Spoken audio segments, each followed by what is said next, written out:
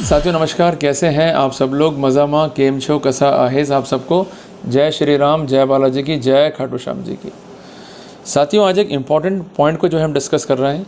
सबसे पहले आप एक नोटबुक ले आइए और पेन ले आइए या एक पेंसिल ले आइए। हम सबसे पहले नोट करेंगे प्रॉब्लम को। What problems are going to be faced by our youth in nowadays. Clear है, प्रॉब्लम क्या है कि कुछ यूथ ये कहते हैं कि उनके किसी लड़की के साथ में जो है संबंध है और ये संबंध जो है लंबे टाइम से। अब लड़कियां जो है उनको ब्लैकमेल कर रही है और अल्टीमेटली ये धमका रही है कि भाई हम थाने जाएंगे और रिपोर्ट लिखा देंगे, हम जो है डरे हुए हैं। ये तो है केस का पार्ट नंबर 1। कई बार शिकायत ये भी आ रही है कि 1 या 2 बार जो है सेक्स हो गया और अल्टीमेटली लड़की जो है कहती कि शादी करो और हमको जो है शादी नहीं करनी है, और वो कहते कि भाई हम थाने पहुँच जाएंगी और ये कह देंगे भाई शादी करने के नाम पर जो है सेक्स किया, अब लाइफ जो है हमारी ख़राब कर रहे हैं और अल्टीमेटली इनके विरुद्ध जो है सख्त कानूनी कार्रवाई की जाए। तब भी जो है ये बहुत डरे हुए हैं। और कई बार ऐसा होता है कि लड़की जो है कुछ टाइम तक अच्छा बिहेवियर रखती है और बाद में जो है ले लेती है यू टर्न और फिर वो कहती है कि साहब उसके साथ जबरन जो है यौन शोषण हुआ है और अल्टीमेटली जो है वो कार्रवाई करने पर उतारू हो जाती है। और इसके साथ साथ ये भी देखा गया है कि वो गुस्से में भी आ जाती है और अब शब्द जो है यूज़ करती है। फिर कई बार वो अपना बिहेवियर फिर चेंज कर लेती है और फिर से जो है ये कपल्स जो है साथ रहना शुरू करते हैं। फिर वापस से वो थाने पहुंच जाती है, फिर रिपोर्ट लिखाती है। तो ये साइकिल जो है चलता रहता है। कुल मिला के इन सारे प्रोसेस के अंदर केवल और केवल लड़के का ही हैरेसमेंट होता रहता है। अब लड़के चाहते हैं बचना, कैसे बचें?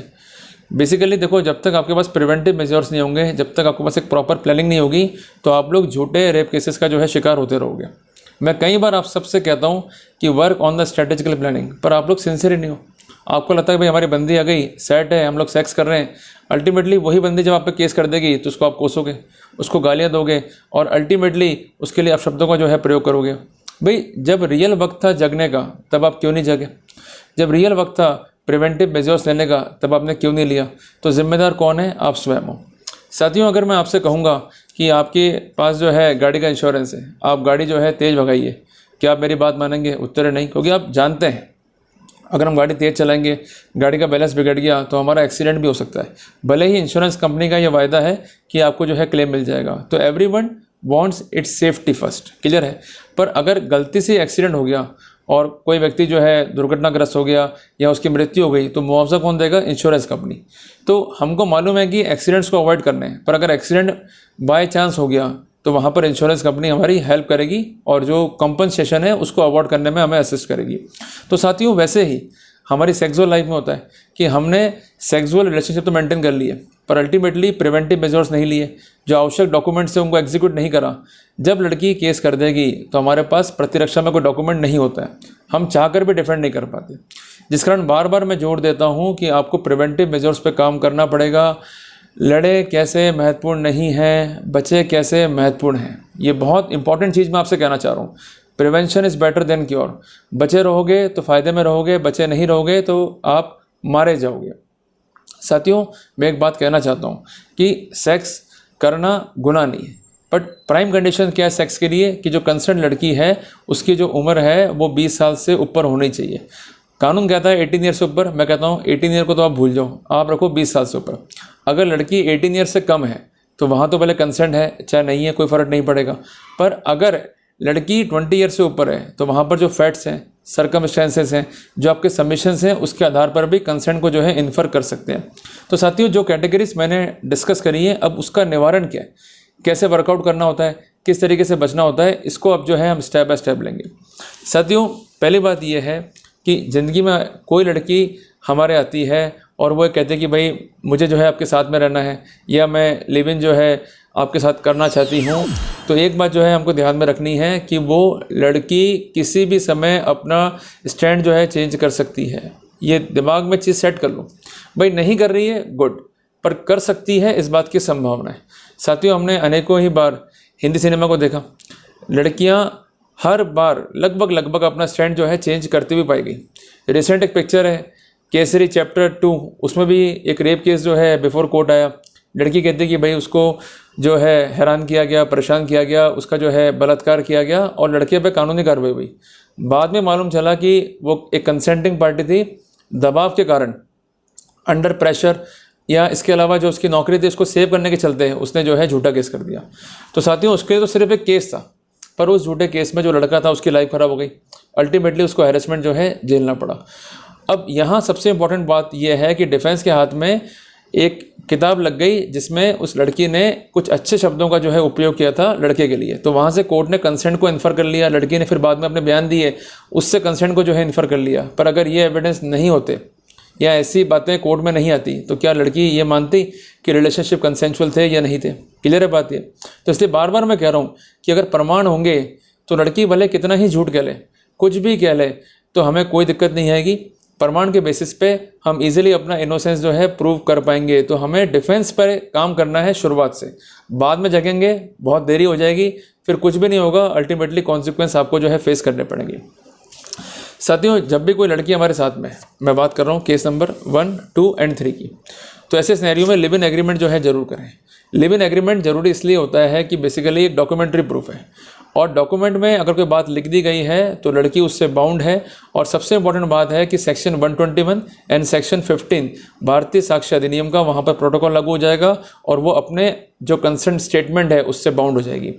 कंसेंट जो एग्रीमेंट आप लिख रहे हैं उसको नोटराइज ज़रूर कराएं और उस पर लड़की के साइन कराएं, उस पर लड़की के जो कंसेंट अंगूठे हैं वो भी कराएं, गवाह के हस्ताक्षर कराएं, और उसके कॉन्सिक्वेंटल में कोई पुलिस कंप्लेंट अगर आप दे रहे हैं या कोई पिटिशन आप डाल रहे हैं हाई कोर्ट में रिगार्डिंग प्रोटेक्शन, तो वो काम जरूर कर लें।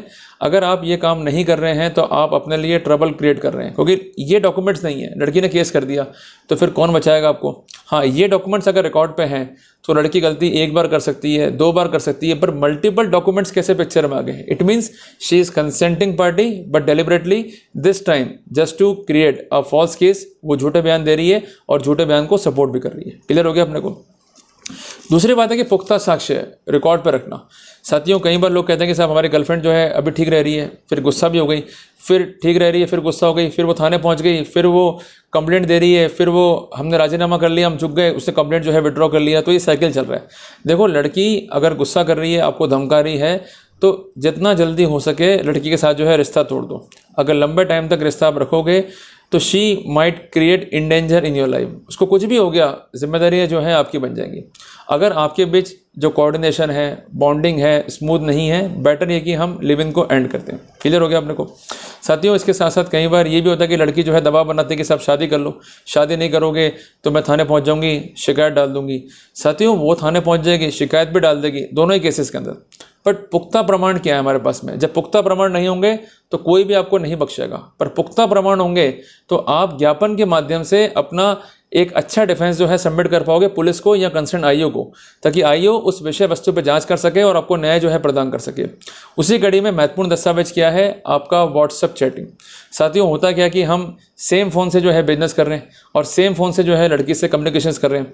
एक बात ध्यान रखिएगा कि हमें एक अलग फ़ोन जो है मेंटेन करना पड़ेगा जो भी हम बातचीत कर रहे हैं।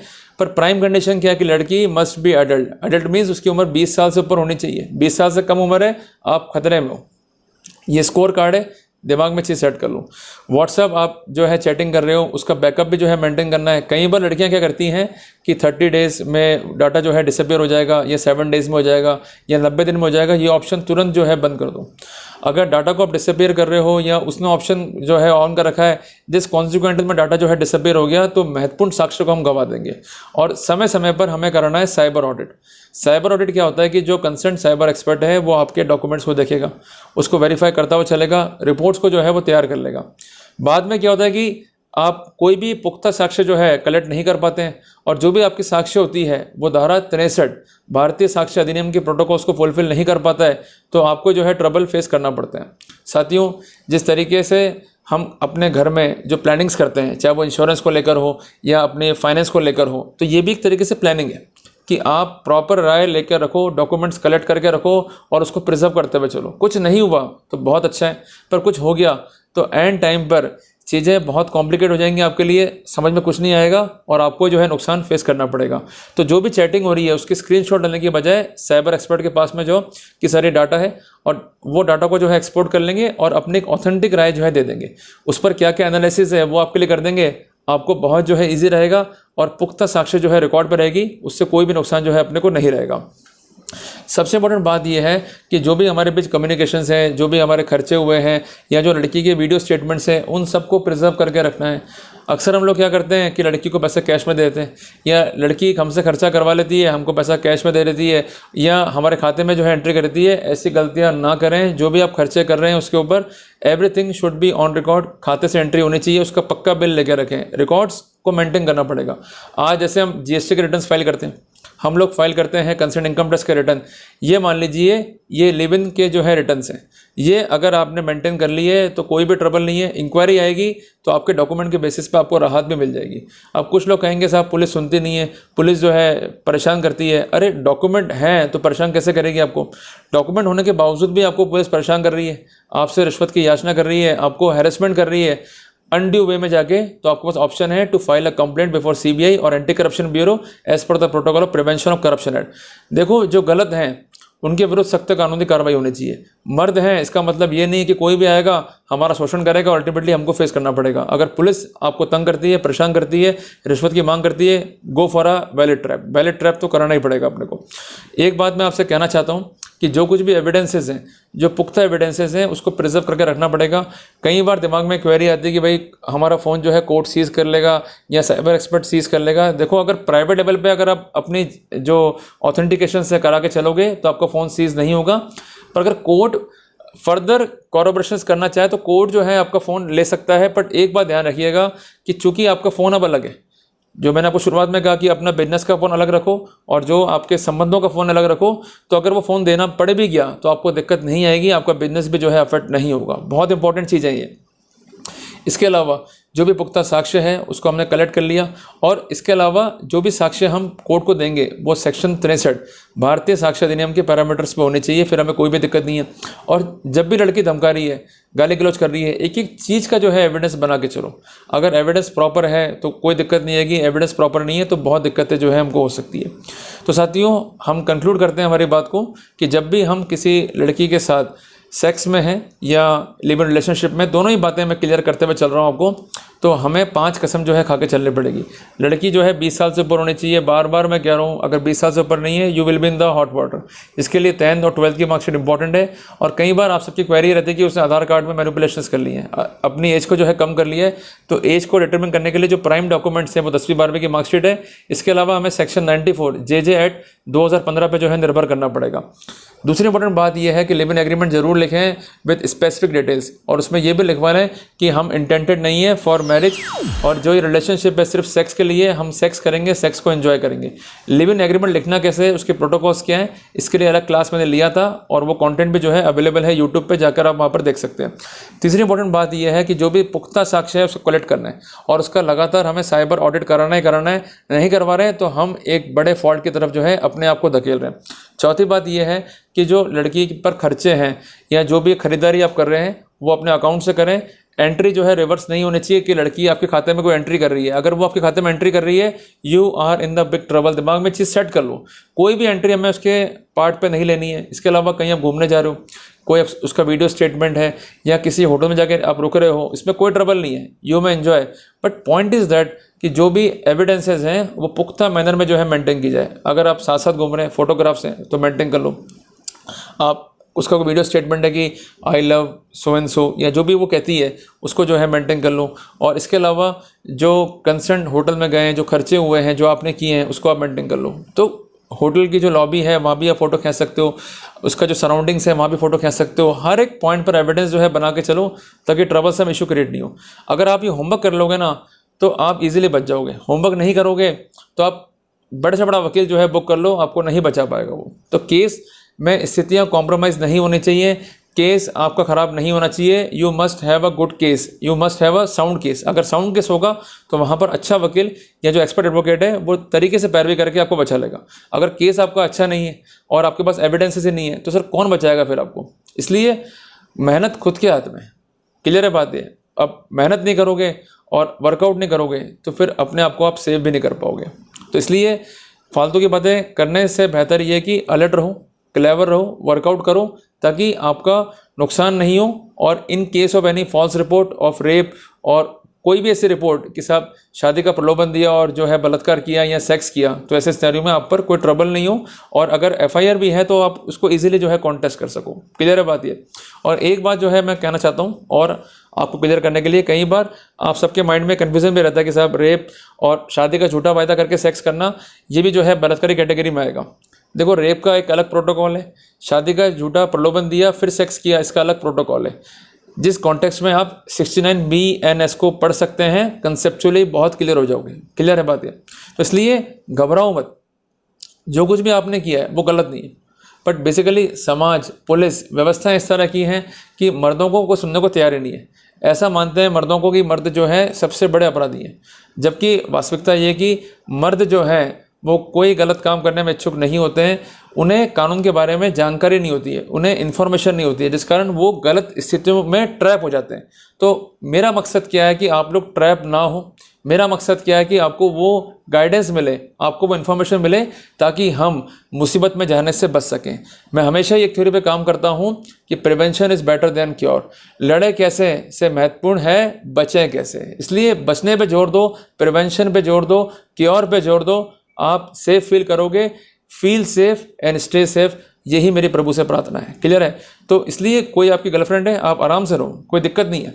और अगर आपकी गर्लफ्रेंड है तो आप कुल मिला के उससे अपना कोई फीलिंग शेयर कर सकते हो, उससे अपना जो दुख सुख है वो शेयर कर सकते हो, और कई बातें लाइफ में रहती है उससे आप शेयर कर सकते हो। और लड़की लाइफ में आना कोई गलत चीज़ नहीं है।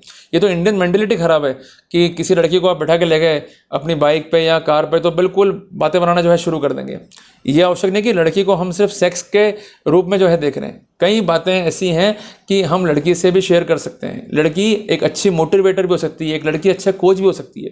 पर बेसिकली अगर संबंध इस तरीके के हैं कि जो सेक्स की श्रेणी में आ गए हैं, तो उन संबंधों को शुरुआत करने से पहले एक मजबूत नींव चाहिए, एक मजबूत सेफ्टी चाहिए, एक मजबूत प्लानिंग चाहिए। ये प्लानिंग वैसी है कि जैसे मकान बना रहे हैं, अगर प्रॉपर नींव है तो मकान अच्छा बनेगा और स्टेबल रहेगा। अगर नींव प्रॉपर नहीं है तो वहाँ नुकसान हमारा हो जाएगा। तो आपको रिश्ते का जो आधार है वो विधिक भी रखना होगा। अगर आधार विधिक नहीं है, हमने चीज़ों को कैजुअल ले लिया, तो वहाँ पर हमको ट्रबल पे जो है फेस करना पड़ेगा। तो जल्दी मिलते हैं एक नए टॉपिक के साथ। टिल देन, जय हिंद, जय भारत।